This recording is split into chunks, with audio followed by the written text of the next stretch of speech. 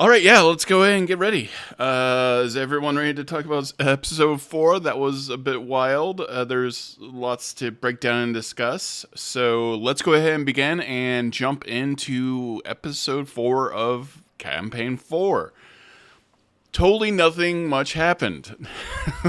This is one of my favorite episodes. I'm just going to move my camera around needlessly. Just to kind of recap, we had this really great moment with Bolaire where we had kind of a singular moment with him. And this is something that I already suspected, and I already called this out a couple episodes ago, particularly with Mask, him being a curator of... and by the way, this is extremely spoiler heavy, so if you're in the stream right now, if you're watching this video, spoilers are ahead. This is a reaction video with full spoilers, so you have been warned. So very specifically with Bolaire, the situation with him, I suspected, since he is a curator of a museum of artifacts and magical items that are extremely dangerous, I just assumed that he himself was one of those magical artifacts, and that ended up being true. Particularly with the mask being on his face all the time, and then we got full-on indications about this. Once someone tried to remove his mask, they cast Sleep on Bolaire, rendering him unconscious. They peeled the mask off, and then saw a rune within inside the mask, and Bolaire woke up with a new body, and then chopped up his own body and set it on fire and kept his hands and head. So that confirmed that he is in fact, and I've always wanted to do this myself, I've always wanted to play a sentient magical artifact. I used to play a sentient suit of armor that was extremely creepy, so it was nice to see Taliesin get to do something this weird and strange. What I am happy about is some of these little hooks, these plot points that we're doing in the first 4 episodes in this overture are things that are kind of easy for us to predict in a kind of a conspiracy theory sort of way, and they're dropping the hints very early. The same thing happened with Wikander, right? I suspected Wikander was a divine soul sorcerer and not a cleric at all, and that the entire Candescent Creed was a scam, and that turned out to be true almost immediately. So I do appreciate that the plot is moving really quick. If you have any questions or things that you want to ask in chat, use the super chat, and then I'll get back to them. I'm not going to see them right now because I'm just doing the brief run through. So he did wake up feeling much, much better because he had a better body. The skin was torn away from the face. The eyes were almost completely hollowed out. The skin was gray. This was a body that was on its way out. I still suspect that he's playing a Hexblade Warlock. This may still be a subclass that's specifically designed by Jeremy Crawford, but the fact that he's manifesting these weapons like a scalpel, like an axe, like a, a butcher's knife to basically chop up a body or whatever, just kind of indicates to me that he's still a Hexblade Warlock, and is manifesting these glass weapons in that manner. So that's my suspicion at this moment. I don't see anything that really makes me suspect anything else, and then it's the one subclass within D&D that is tied specifically to a magical item. Only now the reverse is true. The magical item is puppeting the person. I really like that a lot. Combat. Vaelus has to do better. Ashley Johnson could not have rolled worse. I don't know if I've seen anyone roll that bad consistently for 4 or 5 hours. And not die, by the way. Not die. Pretty impressive. And I still suspect because she used Hunter's Mark at one point, that she is a Vengeance Paladin. Pretty impressive that she still was alive. Same thing for Sir Davos. I feel like Matt Mercer was rolling really well. Really great role-playing and drama coming from Matt Mercer. And also weighted. Especially there at the end. I think people were it was too easy to accept events how they transpired without getting a little bit angry and wondering what was happening. So I thought Matt Mercer killed it in that regard. Octus dying. I know this is going to be a bone of contention for some people, and so let's go ahead and address that. I did feel like it was very weighted against Octus, and it was very clear that Octus was going to die. Certainly the roles could have gone a little bit differently, but I think this was an encounter that was very set up. And Brennan indicates this in the cooldown. I feel like this was an encounter that was very much set up to be lethal for Octus. Now, if Octus had rolled a couple 20s, I'm sure everything would have been fine. But Octus did not roll a couple of 20s and got quite killed. So that death went on for quite some time. He got cut open. They inserted the Night Song. And all the while, having just a nasty fight with ghouls. The ghoul of everything is hilarious because I know everyone's had trouble with ghouls before in Critical Role. And the problem with ghouls is it's any creature in D&D that has a paralyzation effect or a stun effect is so lethal, no matter how low powered they are. You're losing your turns or you cannot move. You're taking party members off the board and things get very bad very quickly. So ghouls are extremely lethal in Dungeons and Dragons if they are played right. And so this is why things got quite nasty and potentially being a total party kill. Aabria got completely wrecked by the ghouls as well, and kept on getting back up with some really clutch rolls, remembering, species rules and a couple other things really saved people. I appreciate Brennan rolling in front of the table, in front of the actual Dungeon Master's screen. This was, and how I am justifying everything that's gone on in this, and this is not a criticism, but I do worry about my believability in the world and everyone else's, is this is an overture. So this was very much a moment like, we know that Alex wanted to eventually be a reborn character, and that to be a plot point. We have been talking, and Brennan has been talking about the lethality of this campaign. I don't think anyone can come back after this. I think having Alex as a necromancer come back, be resurrected kind of, in this undead form, that's it. No one else can be resurrected. Or we're definitely going to get a party death, within the next couple of months.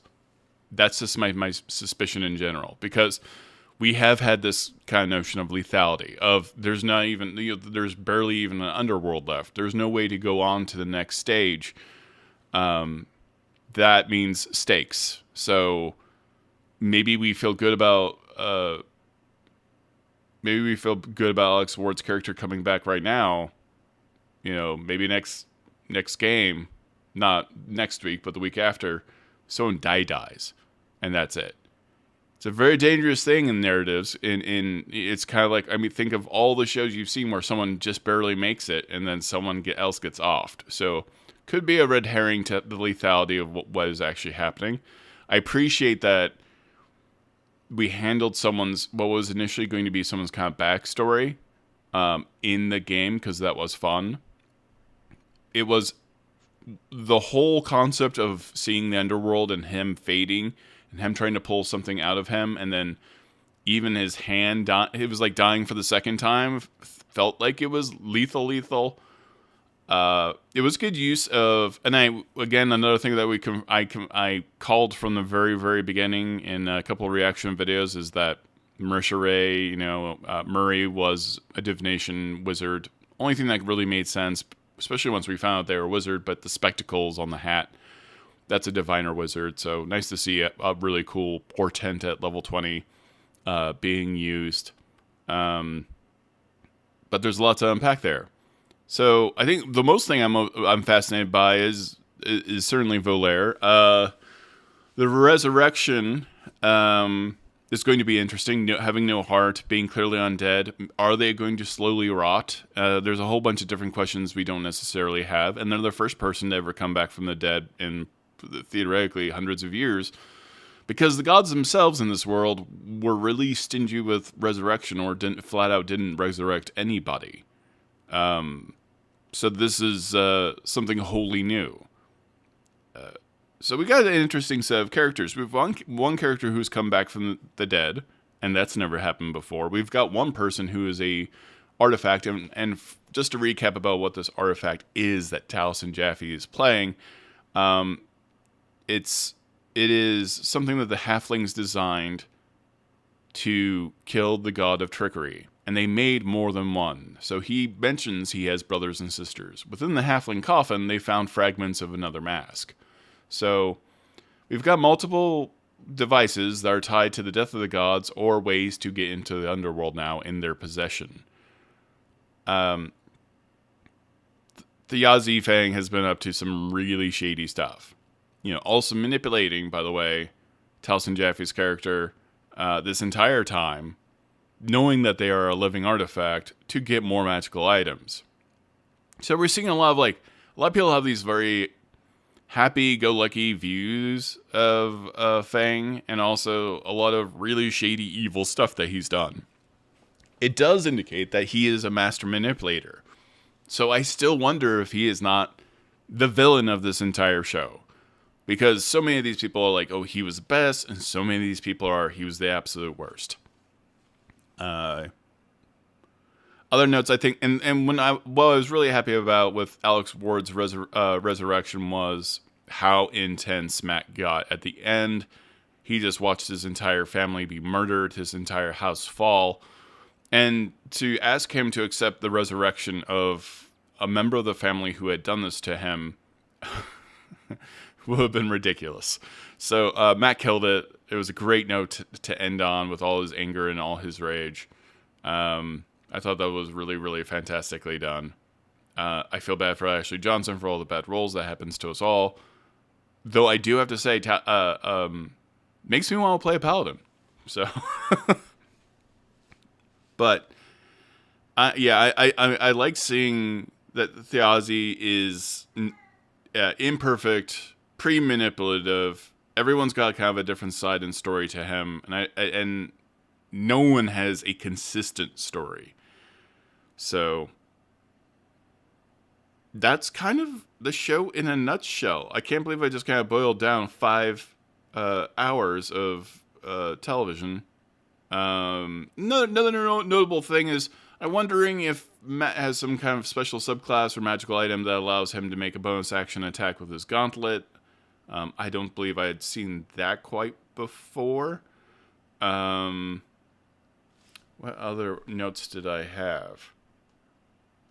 Yeah, I think death in Campaign 4 is extremely important. So I completely get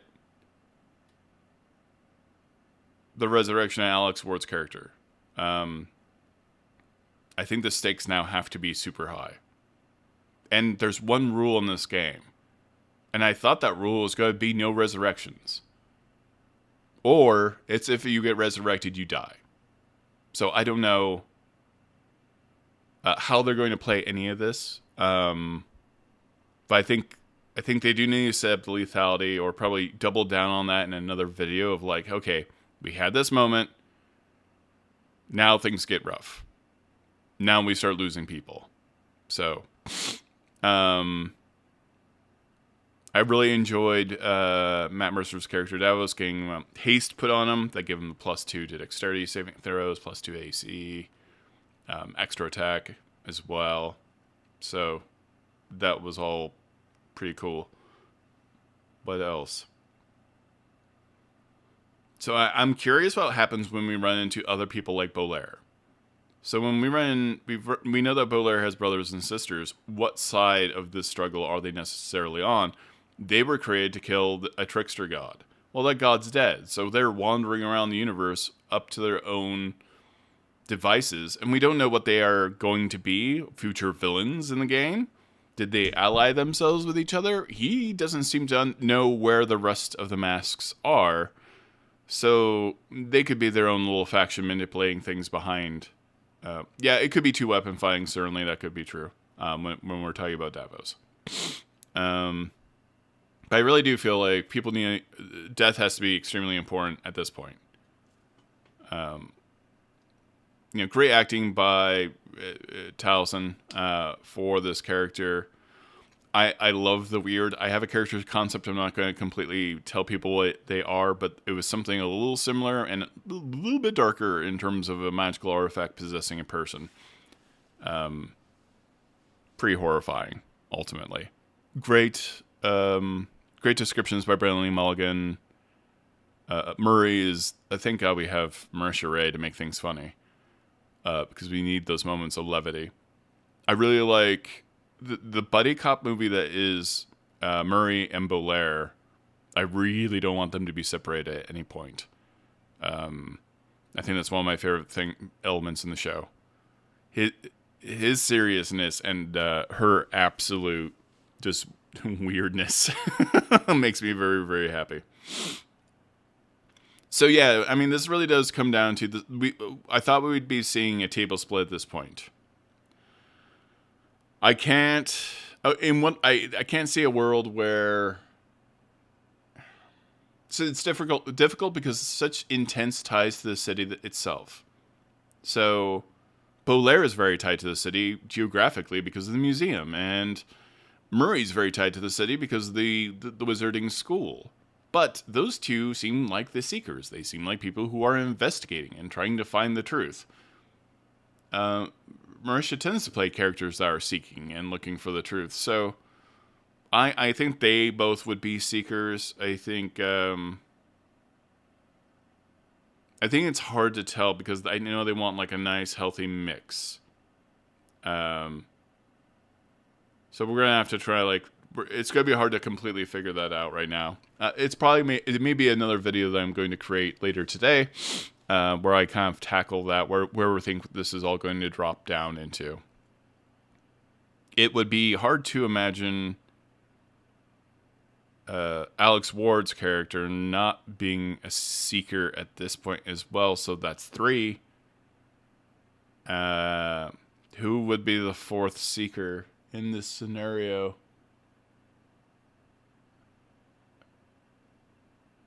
I mean, it feels like Vaelus. It feels like Ashley Johnson is a seeker, trying to discover the nature of everything. Yeah. And then I think the rest live in the city. I don't think there's any way Hal doesn't leave. There's no way Hal isn't staying in the city. So, yeah.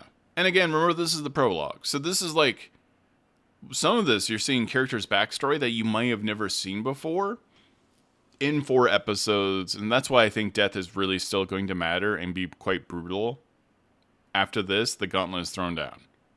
That is my assumption. And I wouldn't be surprised if you see a follow-up video or interview from Brennan Lee Mulligan discussing this specific issue.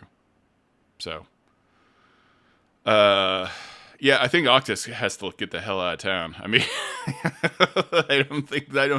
they keep on saying the city is not safe. So, but someone's staying in a town, so someone has to remain a schemer. Davos will be a schemer for sure. Though, God, having to be faced, if you had Davos having to deal with Alex Ward's character every single session together, that would be pretty wild. How do you resolve that tension? There's going to be an automatic chemistry there. So, yeah, I think Vaelus will not leave Octus as well. I think Vaelus has to become one of the Seekers if Octus in fact stays. So that's kind of the rundown. Weirdly succinct. I watched all last night. I had a fantastic time. I could have probably shot a video of me just screaming at the TV. I really thought there might have been more deaths. That could have been a total party kill easily. Just if you're an aspiring dungeon master, ghouls are nasty. Anything that has the stun effect or the paralyze effect, nasty, nasty business. So, can be extremely hard to survive. So that's kind of the breakdown of everything we saw. Does anyone have any chats? I don't think I saw any super chats or anything like that. And is the timer working? So I do want to point out a couple of things. This stream is made possible not only by people who are on Patreon, which I really appreciate. That really helps keep this going. This is my full-time job, essentially, is covering tabletop, covering Critical Role, anime, stuff like that. But also, this stream is supported by folks like Geppetto Maps, which just launched a Kickstarter, which is amazing. The links are in chat. I really recommend you check that out. It is the most modular, easy to use map system I've ever done. You can just build maps on the fly. And the other is start playing. Start playing. If you click on the link and you just want to like jump into a game of Daggerheart or D&D, it's $10 off. Take advantage of that. Take that $10. Go play a game of D&D or Daggerheart for free, or at least get $10 off of your first session. So that link in chat right now will allow that to happen for you. It's also in the video description, and that helps support these videos. Like, there is very little revenue on YouTube, a nightmarishly low amount. So it's when sponsors come in and want to help out and keep a stream alive. That's what's really happening here. So it's between Patreon and that kind of stuff. Super helps. So end of speech. I do have a trailer from Chapeco Maps, because I actually, if you don't mind, it's just like 10 seconds. It's really short, whatever it is. So 1 second, I just want to show it because this really looks cool, and I did try it out, and it's extremely impressive.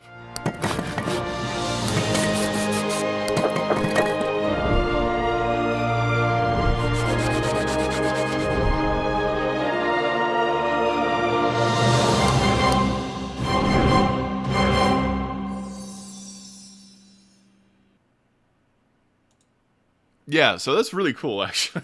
I've tried it. I was like, oh, it's that easy. You just, like, plug and play your maps. It was pretty wild. So check out Chapeco Maps. They're also sponsoring the Critical Role stream as well.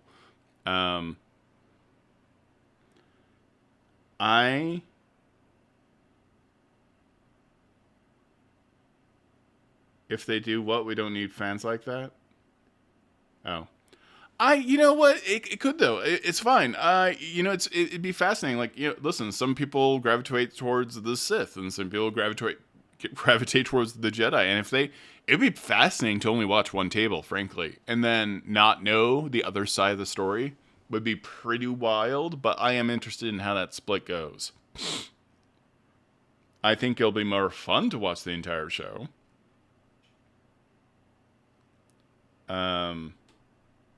But yeah, I'm curious. I'm curious about the table split, and I'm curious about the audience split between the three different tables, for sure. So that's kind of the rundown. Now we can like jump into the Q&A session if people want to like throw out theories.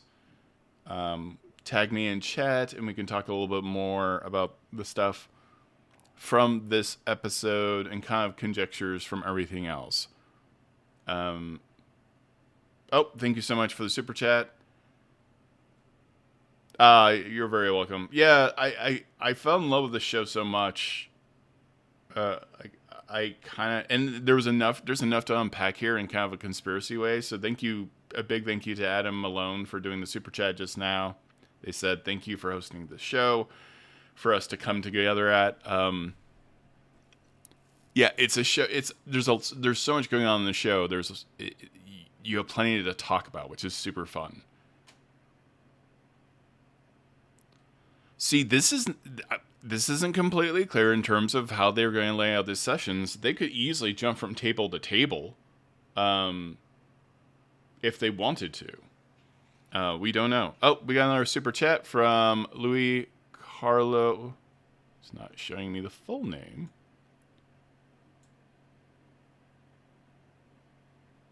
Louis Carlo Ped, and that's not letting me read any more than that. That's strange. Making the chat crazy big. There we go. Louis Carlo Pedrazo. They're saying, I think it's very unlikely that Julien and Aranessa stay in the city. They said themselves their houses have fallen. Yeah, good point.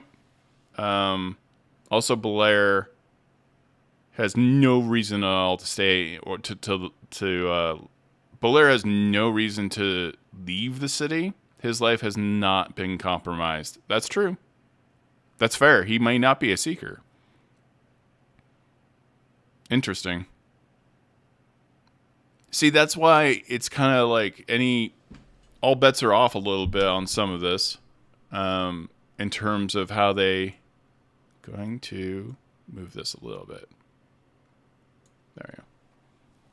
I don't know why my camera got moved so much.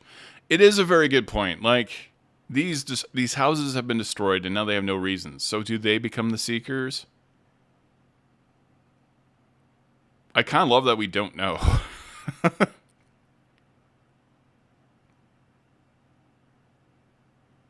I'm reading chat right now. Octus's death. So, I don't feel like it was scripted. I felt like it was one of those beats that you wanted to happen as a character. And we have that. We do that in D&D all the time. We have, hey, I'd really like to explore this. I think, and this was clearly a moment that was supposed to be even before the regular game, and I think that's why calling it an overture is really smart. So, I think he was put in a position where he was very likely to die.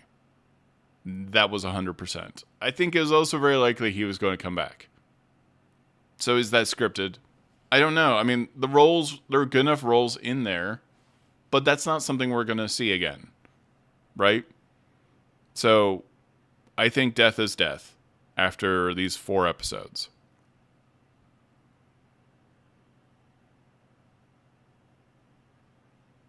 Let's see.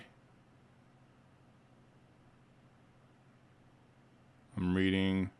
I'm loving Davos. I think Davos is such a fun character.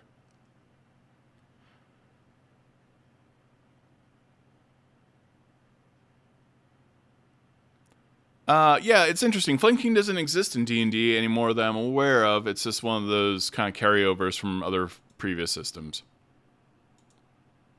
But it seems to come into play. It's kind of a house rule, I expect. So I don't see the Seekers as a... This is coming from... I can't say that right now. I don't see the Seekers as a general investigation or research theme. There's a clear through line for 4 characters who have a connection with death and the natural order connected to another realm. I think we really need to look at the people who are connected to another realm and where they're going. And that tells you who the Seekers are, and they'll tell you who the Schemers are.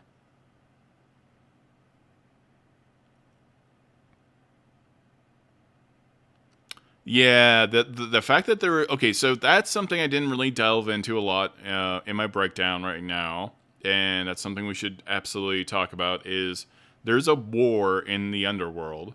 We've got undead fairies now that are involved, and so they're... Essentially what we're talking about is like virtually a war in heaven.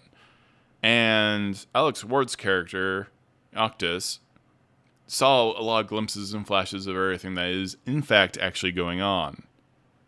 So, I think that's really interesting. This is a table I really wish I was playing at, actually. So, I'm bummed that we're not getting episode 5 next week, but also, that's good because it's my anniversary. So, my anniversary is Halloween, so having that week off is probably a good thing for me. But I'm excited to dive into things again in November. I mean, it all depends on whether you enjoyed it. I enjoyed the episode immensely. I'm going to enjoy it even more immensely. I hate to say this. Oh, my camera got a little moved. Didn't it?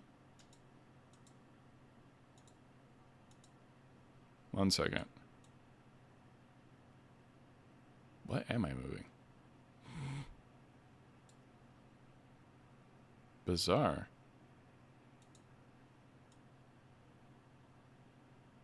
Oh. I think it's entirely possible we start seeing bodies hit the floor in the coming episodes.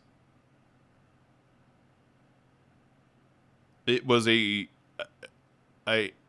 I'm absolutely hooked to this storyline. I'm pretty obsessed with it in kind of almost in the way you would be obsessed with Game of Thrones.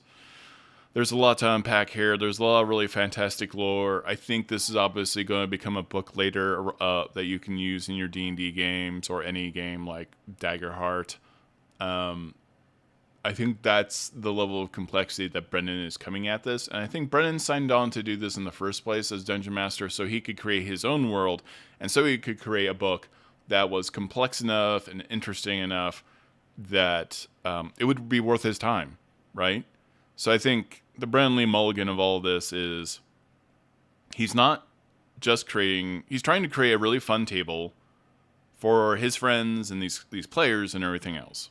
He's also trying to create a really fun world that is extremely complex and rich for himself, and a world that is really complex and rich that can be a physical product. And beyond that physical product, beyond whether you're getting dice and books and all the other stuff, and other works of fiction that Brennan could be writing, you are looking at a possibly animated show. So the stakes are high for Campaign 4 in a way that's never existed before, because it wasn't like in Campaign 1 they knew this was going to get animated one day. And then Campaign 2, they didn't know necessarily that Campaign 2 would ever get animated. So that's the thing they're kind of almost not struggling with, but you're looking at writing a script live every single week. That may become something much bigger and consume your life for like the next 10, 20 years. So that's a very real thing. We got another super chat from Adam Malone.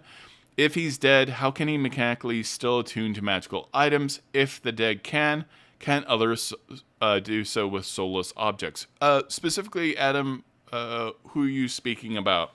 So there are two different there's two different species in D&D and also the supplements and Critical Role. One is called a Reborn, which I play them all the time. That are kind of this Frankenstein back from the dead type of character. And then we also have the Hollow Ones, which come from Critical Role. Though they are dead, they can still mechanically attune to magical items, and there's often a lot of wording within those species saying, okay, effectively, this thing is both undead and not undead. It gets a little complex with spells and healing and all that stuff, and it's just kind of the weird crunchiness of D&D can be a bit difficult. Now, if it's about Bolaire being an actual magical item, how can he attune? Have we seen Bolaire attune to anything, really? I mean, Bolaire can summon a magical item of his own because it's a Hexblade Warlock, and I would probably throw that out to allow Bolaire to attune to anything he wanted to. Plus, he's controlling the person. I don't know if you watch Gen V, but he is controlling the person in totality. So that body may be attuning, and he may be controlling those magical items through that physical form. That's a very long answer to a Bolaire question on how he would use magical items. But that's my basic take on that. And Malone, did that work? Sorry. I also have a lot of D&D knowledge. I'm not necessarily 100% an expert. I've been interviewing the D&D team, design team for like the last 10 years. And I make characters for fun. So my brain is full of a lot of esoteric knowledge about D&D. So I was very curious why Brennan made such an emphasis on divine necromancy. But they would say about his father's father. I'm wondering if the god of death isn't actually dead, but imprisoned. So yeah, it's interesting because actually most healing magic is necromancy. So even resurrection magic technically is necromancy. I think some is evocation. I know we changed some of that.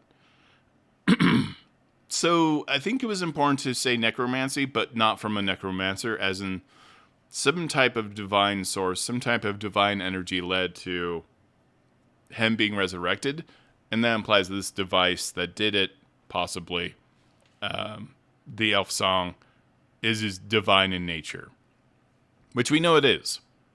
So I think that's what they were looking at. We've got another super chat from Michael Van Elgort. Oh, wow. Thank you so much. This is so very kind. Great stuff. I think none of us expected an EXU Calamity level Brennan in long form. It's amazing, but not for the faint of heart. And Taliesin is so Taliesin. Yeah, this is the most Taliesin character I've ever seen Taliesin. I called him out in the interview, actually. I could tell from the character design that Bolaire was going to be the most Bolaire. I wrongfully said in that interview that his characters always feel a little holier than thou or better than thou, kind of. And I don't think that's really what his characters are coming off as. His characters are very smart, very curated, and have very specific standards, I think so. That's Taliesin kind of gravitates towards that sort of thing. But I'm loving Bolaire, and Taliesin makes some characters that are absolutely my alley. Like I love playing magical items in games and D&D, so I was glad to see someone finally do it in a live stream game. I thought that was cool to see. Very educational. Thank you, Michael Van Elgort. If the god of death is alive, I mean, can you kill death itself? I mean, there's an interesting... I wrote a weird short story, and I think someone else did this, where the god of death gets killed, or death takes a holiday. And I always interpreted the concept of, why is raining outside? I always took the concept of, what if death decided not to do their job and everyone became immortal? I'm sure lots of other people have explored this in fiction. So it would be hell on earth. I mean, Alan Cumming, boy, 100% did. Taliesin looks so much like Alan Cumming with that makeup, that contouring and everything else. Half a minute, I thought it was Alan Cumming. So everyone's makeup was on point. I was thoroughly impressed. Let's just go ahead and tell the full camera. Yeah, that was pretty wild. Yeah, I thought, poor Alex Ward, having it addressed that way. Yeah, Torchwood addresses that. Good point. Wow, good callback. Good memory. Death Takes a Vacation sounds very Cherry Pratchett. Yeah, it does, for sure. So I don't know. We don't know where the tables are going to lie right now. I may do a separate video specifically on a couple of key points within this video. I kind of want to dive. I want to create a little bit more shorter form 10-minute type videos, but I like these kind of. I wouldn't call these cooldowns. I would call these meltdowns. Compared to the cooldowns that they have on Nexus. So, and again, please thank our sponsors and click the link. Even clicking the link helps. It just shows them people are engaging. So, Gepeku Maps has a new Kickstarter right now. It is amazing. They sent me a demo link and it just worked. I could just slap buildings and rooms together and they just connected. It was wild. It was as simple as you could possibly want a map builder to be. I'm not just saying it. It was wild. And also Start Playing. I can't say enough about if you click on the link for Start Playing, you get a $10 credit to your very first game. That's huge. Trust me. So you may even be able to get your first game free if you're just dying to play Daggerheart and learn how to play Daggerheart, or jump into a game and try it out. Click the link and you automatically get $10 if you click my link to start playing. So, sorry for singing for myself, but I gotta do it. That's how we get paid. That and super chats.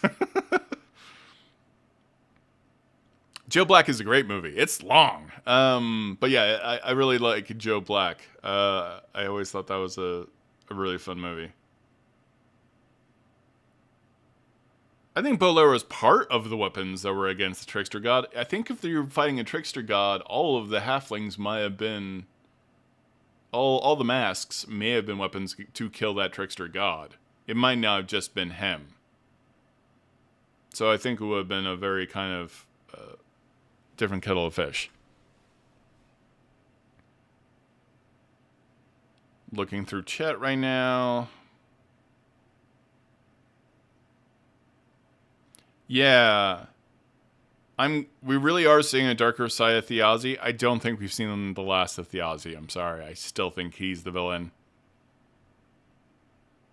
He had so much bravado, even at the time of his death. I think he wanted to die. Something is wrong with all of this. So, anyone who's this manipulative and has such intense intention and purpose, I find unlikely died. He really is the Kaiser Sose of this entire situation. He's the grand manipulator of what is going on. And I think ultimately he's thinking that he's doing the right thing. But it's going to be one of those things where they have to talk him off the hill and tell him, okay, you've gone too far with this. Things have gone too dark. So I think I need to make a graphic of my conspiracy board theories that I can start inserting into these videos. Also, I will start trying to add chat to the actual live stream. Though you can access chat on YouTube, it's kind of buried, but you can hit chat. There's a chat button where you can see everyone's chats from the YouTube premiere that we're doing right now.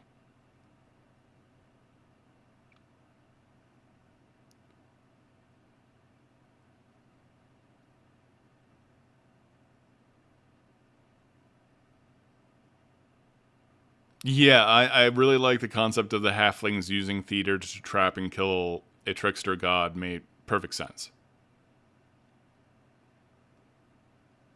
Yeah, I know. I keep on saying Theazi instead of Thejaz. I'm terrible with names. Yeah, I wonder if he is Julian's shadow. We've not fully addressed that he is cursed. We're still dancing around why.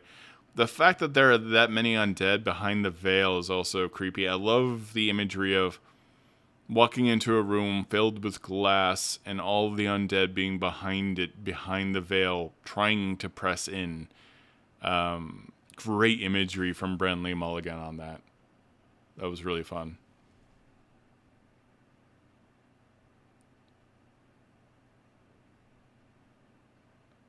I think this is definitely a pivotal moment for Julien. I think Julien is going to get his act together and change his life little by little, begrudgingly, but having seen his father die and the notion that maybe he could have done better with his life is definitely going to be something to talk about.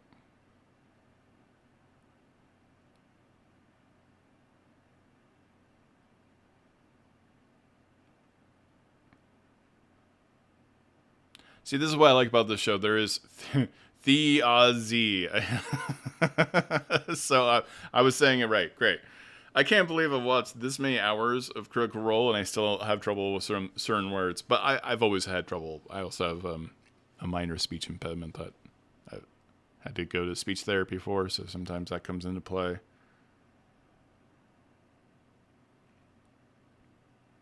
Yeah, that undead behind the veil, trying to press into the prime material plane all the time. Yeah, that was pure nightmare fuel. I had nightmares actually last night. So that might have been right. I'm going to blame Brennan Mulligan on this one. What was everyone's favorite part? Did everyone have a very specific part that they enjoyed the most in chat?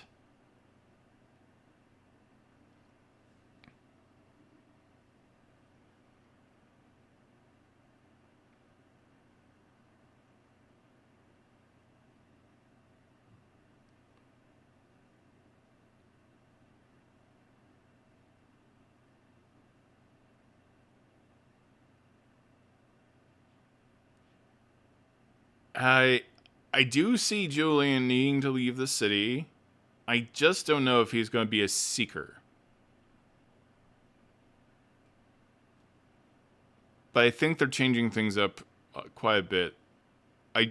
Okay, you know what? Here's the reason why Julien may be a seeker. The Mercer of it all. Really, I mean, maybe I just assumed that Matt and this is the first time that Matt has an opportunity to play with Marisha, so he could become a seeker, and that's a weird dynamic. Him, so Davos, Murray, Bolaire as seekers, and maybe Vaelus? No. Vaelus is not going to let Octus out of her sight. Yeah, this is tough. It can go a lot of way. Everything Murray says is funny. Mercer is just one of the most hilarious people ever. I love this character. I think it's the character this show needs, because the show has been quite a bit dark in a very dark time in the real world. That's not criticism, but, allegory. That's certainly coming. A wild wife has appeared. Hello, chat. My wife Megan says hello. I'm going to the office for a little bit. What? They printed out a proof that I need. No. I'll be back soon. Drive really safe. It is a storm. I will. We have a storm going on right now. What? I shut the window. Oh yeah, that would also help. All right. Okay. Have a good day, chat. Bye. Megan says have a good day, chat. I lost my train of thought.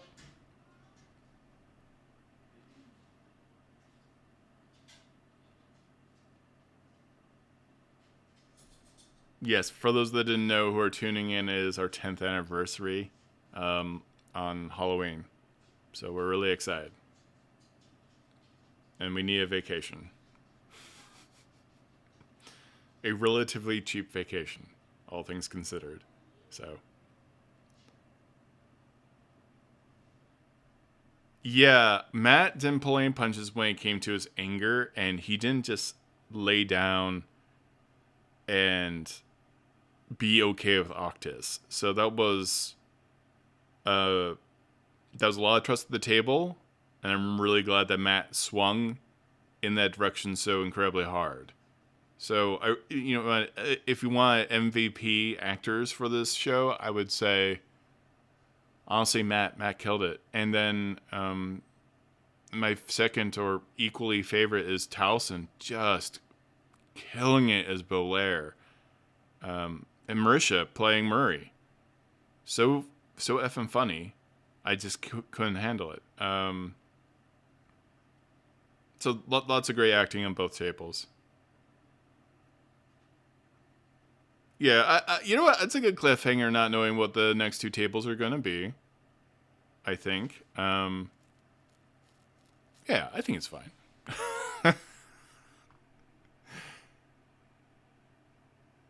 I need to make a be right back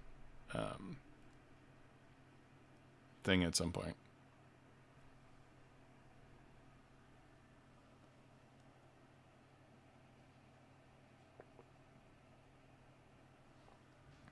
Sorry, I need coffee.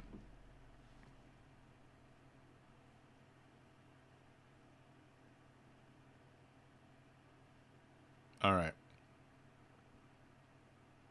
I'm going to put the slideshow on. I am going to be right back, okay? So if anyone hops in, let them know everything is fine.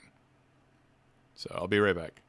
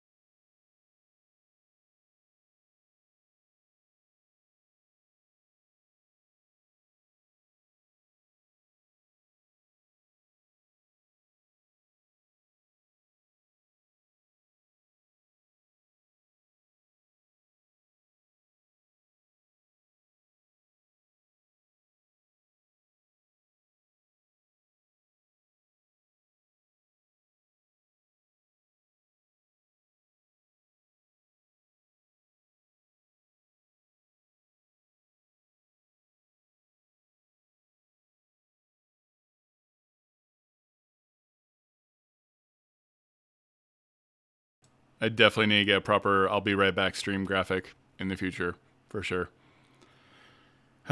What do we not cover? How many new people do we have in chat right now? The war with the undead, I'm pretty... The fact that there is a war happening amongst the dead, there's definitely a lot more going on.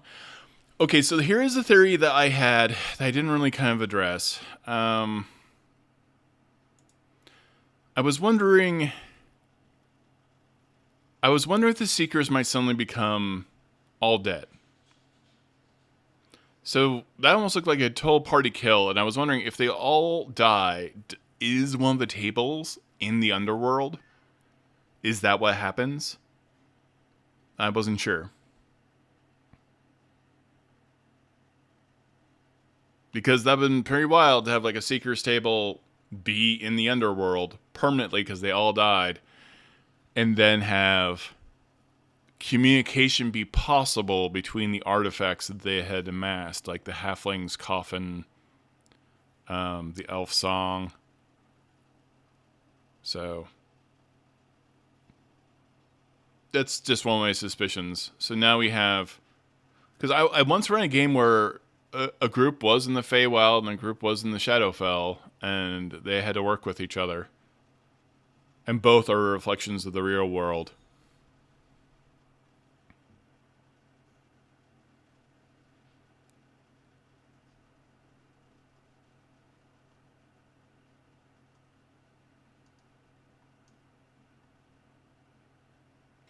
How do you feel like that theory?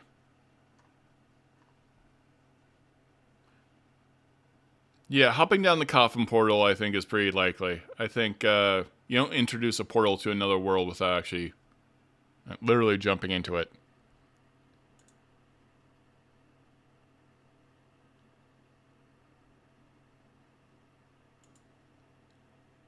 Just looking through chat. And for those that are watching on YouTube later on, you can actually access chat after a stream.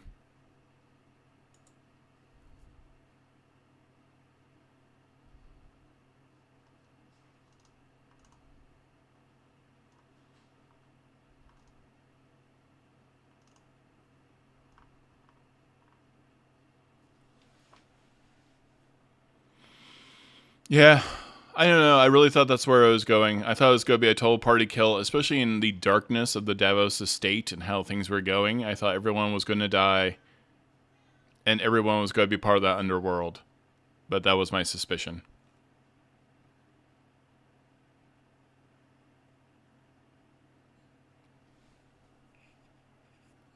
What other topics are we missing? I feel like, well, I don't want to discuss what individual videos I'm going to cut right now.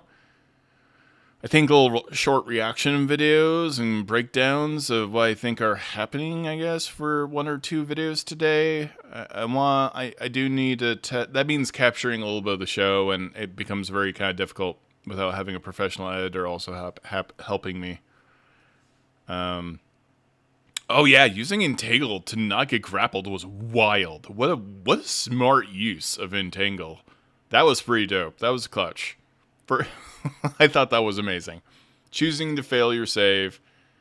I'm using that to save my life way more in the future. I thought that was pretty important. I did like the fact that Davos actually grabbed his father's gauntlet. I think it's good for him to have a piece of his father moving forward to think about and to have introspection. I wonder if we're going to get character art updated specifically about what that gauntlet looks like.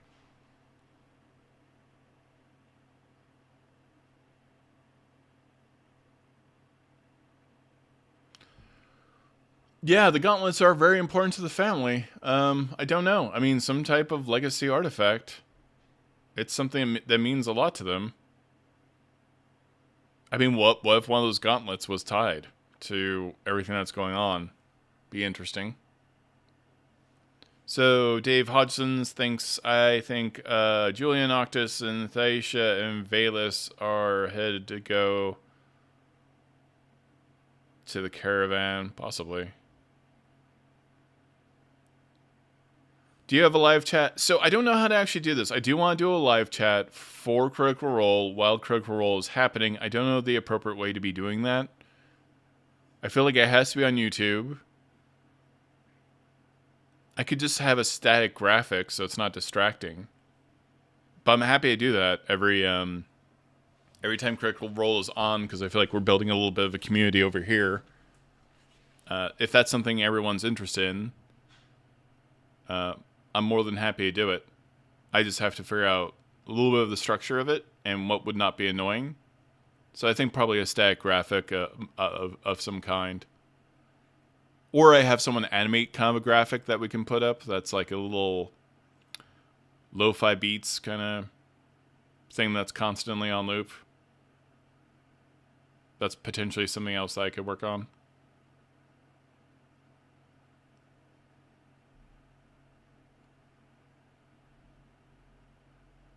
All right.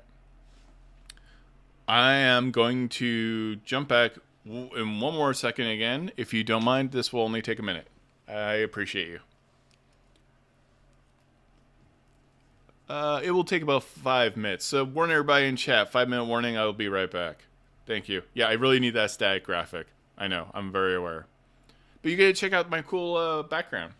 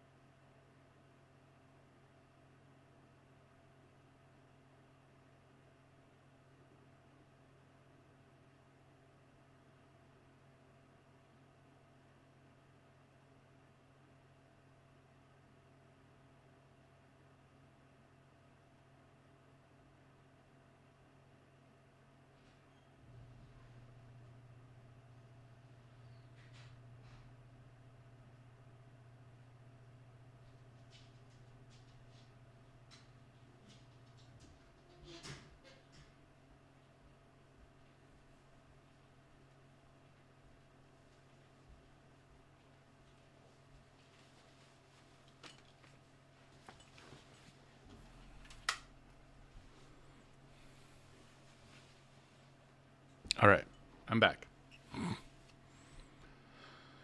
Where are we catching up? You know what would be fun? Making a bespoke wooden sign that says "I'll be right back" instead of a video graphic.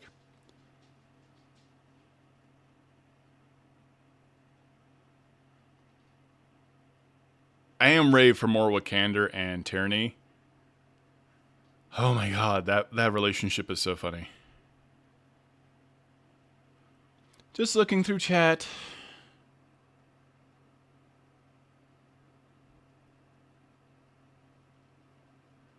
Yeah, I will make sure. I'm probably going to take time today to improve the quality of the stream, get a couple more graphics so everyone knows like when I'm leaving, when I'm not leaving, stuff like that.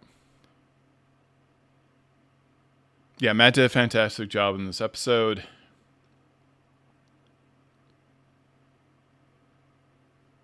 What's with the... Yeah, I have no idea what's going on with the paint at all. I love how no one else does either. Like the paint is a trap.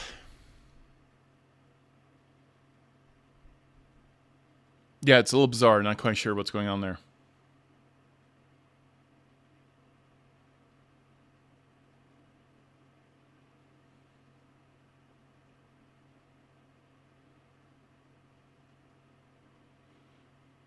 Well, yeah, the Tachonis family is clearly one of the big bads in this show.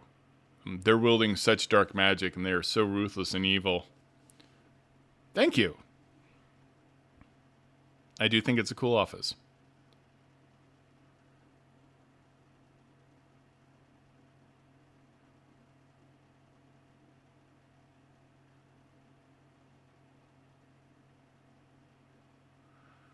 I don't know if the paint is related to the masks at all. I think it's its own thing. I think Brennan Lee Mulligan has plans within plans within plans. So I don't think it's necessarily that tightly tied together.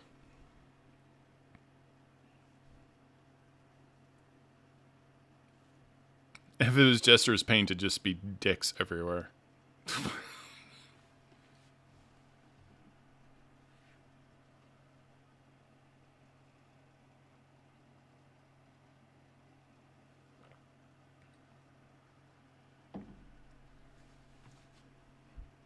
So, let's see. I think that's about all I got about... I'm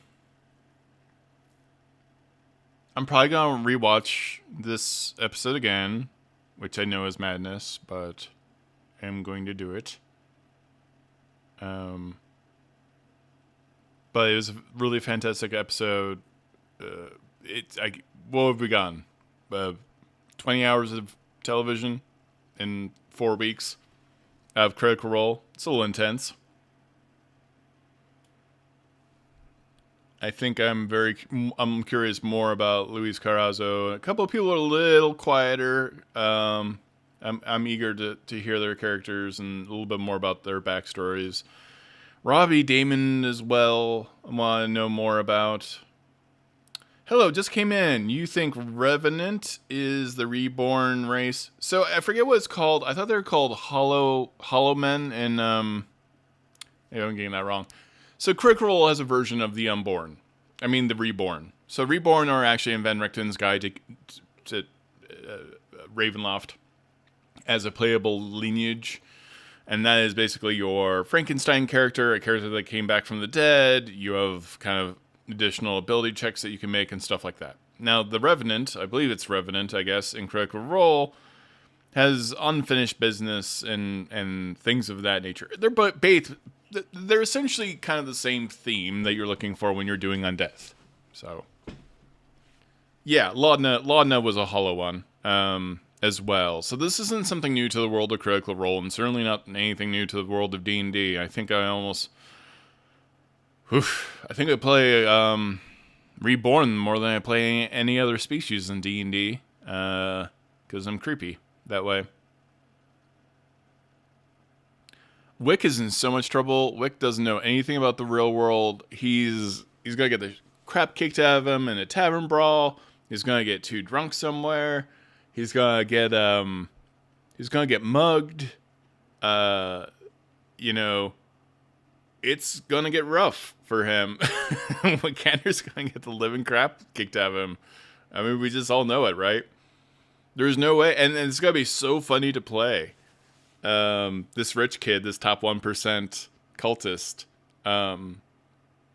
who clearly doesn't 100% get it, even though he understands that his family is evil, still isn't fully aware of how the world works, and Sam Riegel, is going to be delicious in everything that he does on this one. I'm really impressed with all of them, actually. Not that they've not ever been incredibly talented. They're definitely bringing their A game to Campaign 4. Wick's just gonna be a mess. Wick's gonna be all over the place. We all know it. So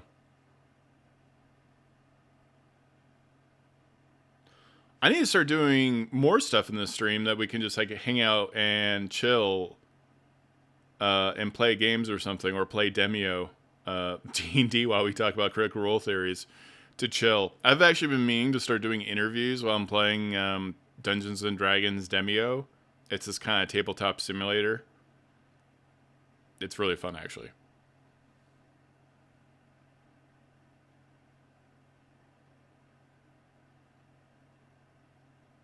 It did feel like they really thought they were going to die. Yeah, the whole group really felt like they were going to die.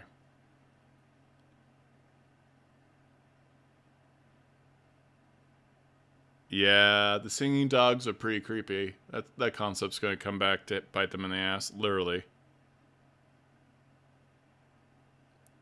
Yeah, Ashley Johnson not able to be knocked down, a little surprised, and also incapable of landing a blow this time around. I like the idea of being 800 years old. We discussed this before, having a character that is super high level, but then, over age or whatever has caused them to be lower level, or they've been depowered, things like that.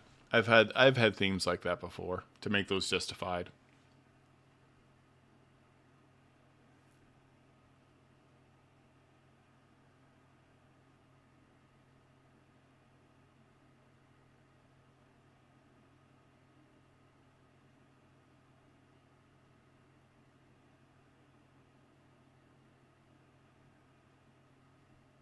Sorry, reading chat, so just trying to respond to what people are saying. Circle of Death was nasty. That could have taken out so many of them. That was wild. I honestly think... so I've done that before. So I was in story time. I did a game for D&D in the castle. I'll actually publish this adventure eventually. The first thing I did is I killed the entire party. And then 100 years later, I resurrected them. So, death in D&D does not have to be the end of the game. It can be the beginning of the game. It can be a transition in the game. It can be a fun story element that you deal with. So, a TPK, if it's everybody, if I was Brennan and I wanted to be wild about how I'm running this campaign, I would be totally fine killing the entire party, and then they're in the underworld, and then we deal with those ramifications. So, you as a dungeon master can always be extremely adaptive and versatile. You are not trapped like a film or television show. By the way, there are plenty of TV shows and films where everyone does go to undeath. So, that is always an option. Poor Alex. When I saw Alex in the outfit, I'm like, you... I've never seen Alex look that normal in my life. That was confusing. I'm haunted. Really? I love Marisha's character so much. I think I need that comedic relief in Marisha's character. Oh yeah, don't forget to do all that YouTube stuff. Liking, subscribing, leaving a comment, ringing the bell so you're always notified when these streams go live. I did D&D in the castle in the UK, and my wife, Megan Kenrick, and I co-DM'd it. It was one of the most proud adventures I've ever written. It was an exhausting time because my brain melted, because it was 24 hours of D&D, 3 days in a row, with a wee bit of jet lag, and we had a great time. And Megan was a ringer and surprised them about what character she was actually playing. It was just a fantastic time. Really great group of folks, too. So, it's pretty wild.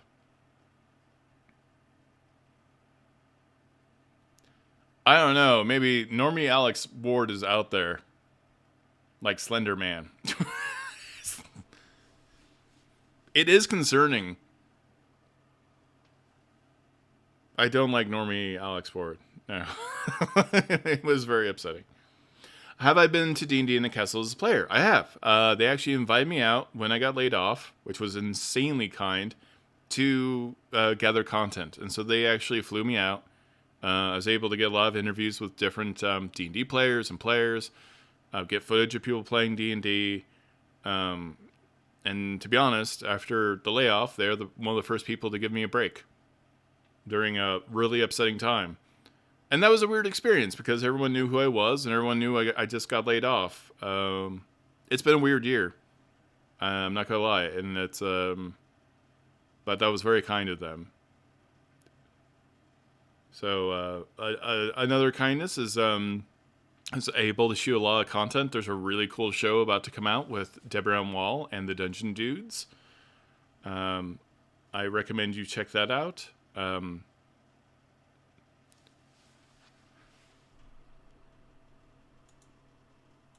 Let's see.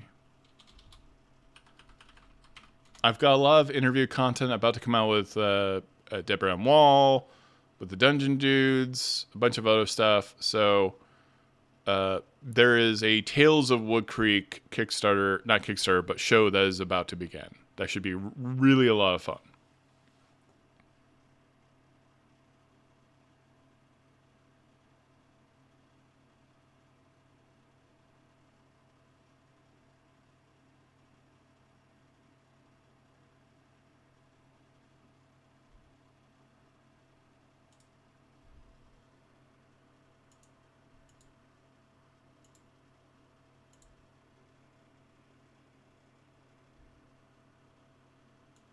There we go. All right. Catching up on Chagan. Yeah, Deborah really thinks outside the box in terms of dungeon mastering and content like that. So you're going to see them exploring a house, different houses. There's going to be a lot of puzzles. There's going to be a lot of tricks. There's going to be a lot of really cool stuff. Starting next week on Monday, you're going to see some of that that interview content I got with Deb, who I've known for. I mean, Deb, known is a strong word. So I've been interviewing Deborah for a couple years on and off. We ran into each other at a D&D event. We've got similar energies in some ways. But she's like just one of the kindest human beings you can meet, and extremely creative, and so I know she's going to kill it in this live show that's about to debut. So I highly recommend you check that out if you haven't already. You haven't seen the dog campaign yet? Well, the campaign isn't out yet, but there is a trailer, and I did do a video specifically covering that.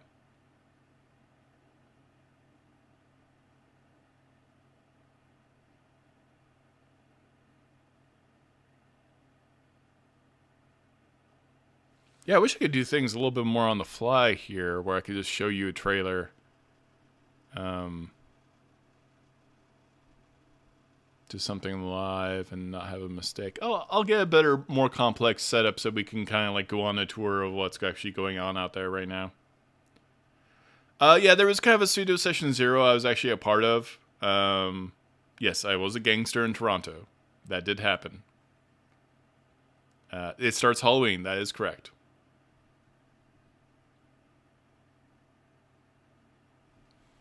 Let me see if I got something for you here. I might be able to make something work. So, initially I'm going to play this Chupeku Maps trailer, and then I'm going to play something else. All right? So, hold on. Everybody on chat, hold on. Let's watch. I did a breakdown of what the show may be, and I'll try to get to it fast.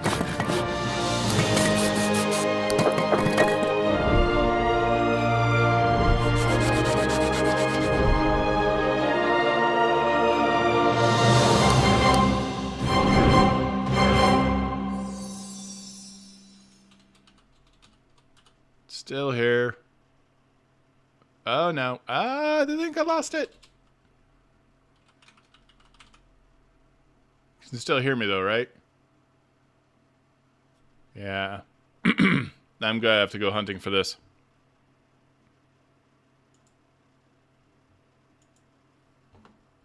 Alright. Let me hunt for this thing for you to watch real quick.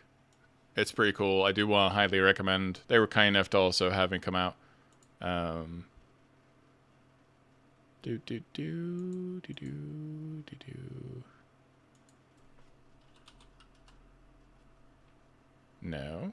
not that. I do have a very long interview with Deborah. That is extremely cool.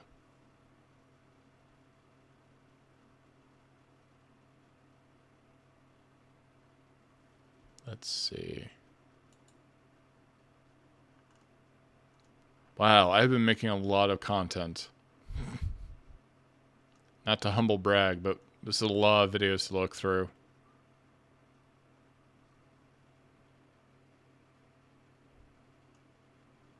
This is wild.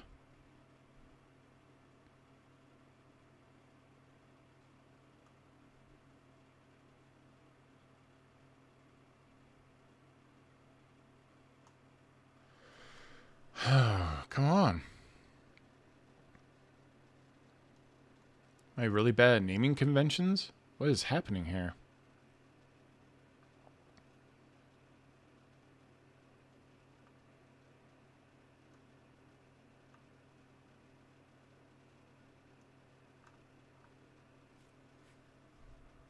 I don't think I would have deleted it. That would have been wild.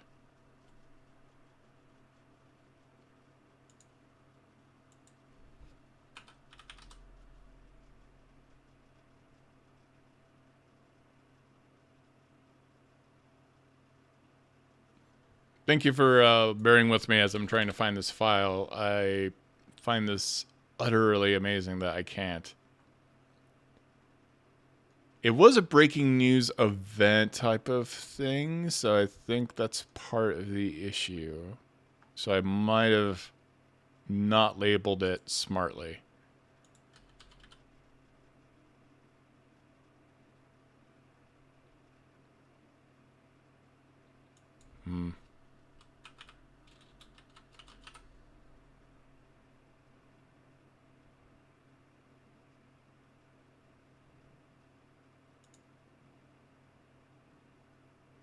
That's pretty bizarre.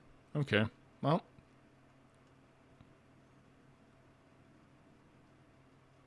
Let me try one other thing.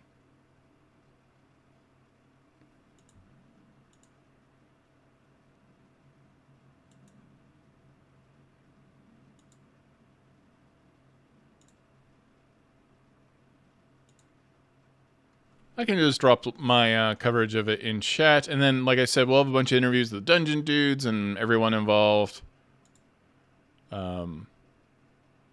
later on. So, for folks in chat,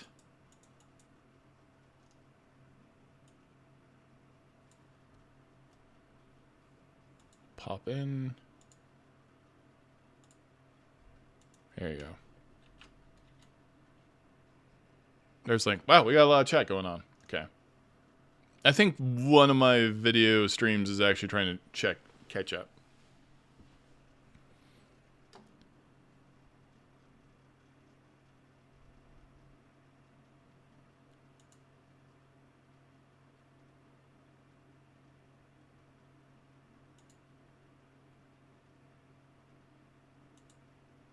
Okay, perfect.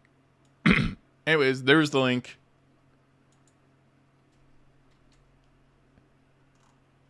Hopefully you can check out that trailer, but it looks really cool.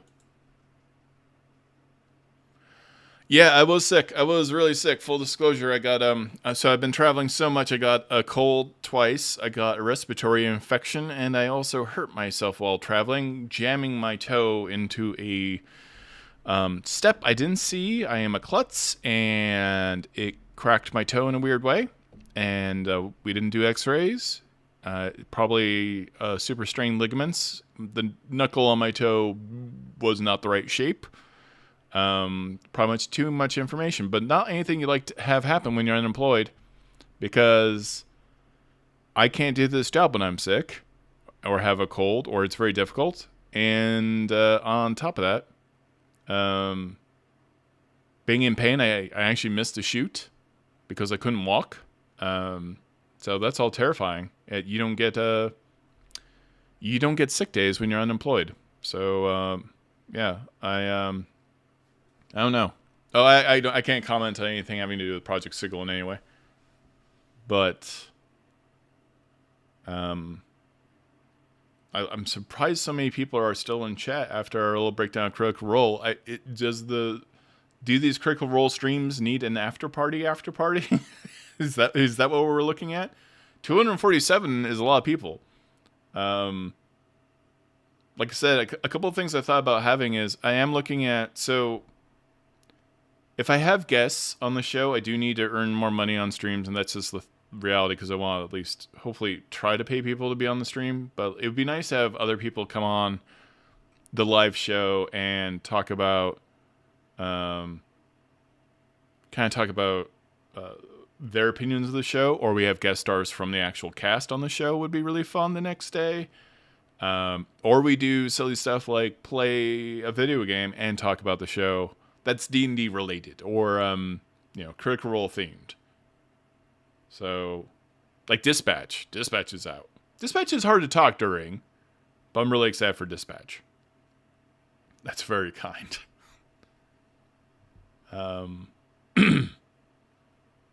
What can I say? If anyone out there is really stressed or having a hard time, I hope you do better. I can tell you I've had a pretty rough week in terms of self-confidence and my place in the tabletop industry and the world and the whole thing. You always feel like you have to constantly be on when you're a creator and you're a YouTuber. So that pressure to feel like you are your most confident and perfect self because you think that's the thing that people want to see is extremely stressful. And you definitely have low days, and you're going to have some losses, and you're always going to have some fears of, will I make enough money next week, next month? If I don't show up to this thing, will that hurt the channel? Will that hurt myself? Will that hurt our income? This is just life stuff, though. Everyone who's in this chat has to deal with the same thing. Even when I had a job, I was always scared of like a layoff or being, fired or anything else. These anxieties are common, but you do feel like you don't have a safety net when you're unemployed. But that's what I've been going through, honestly. A little bit of that. So some darkness, for sure. But like stuff like this, getting to watch Critical Role, having a chat like this the next day is super fun. Yeah, that is true. You try not to worry too much and just try to make good content is ultimately what people should try to do. But I also think it helps being honest. There's this show I actually watch called The Real Rejects. They react to TV shows and film, and they're very honest about their emotions right before they watch a show, which I find really helpful. But I try not to get melancholy about the state of the world or everything else. So, yeah, I can't wait to play Dispatch. Don't know if I'm going to get to it this week. I've got a lot to do. I got a lot of interviews to cut.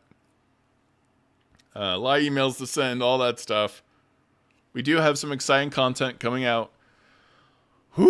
In November, I promise. November's going to be a busy time for those like Critical Role and all the other stuff.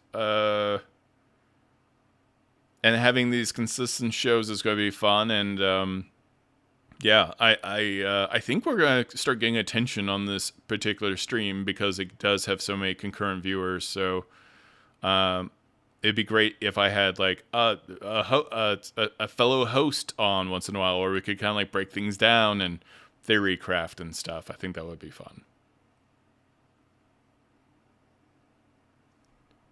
Well, I think we're gonna tie it up now. We're at I think we're in a good place. I may make a couple more videos to go live.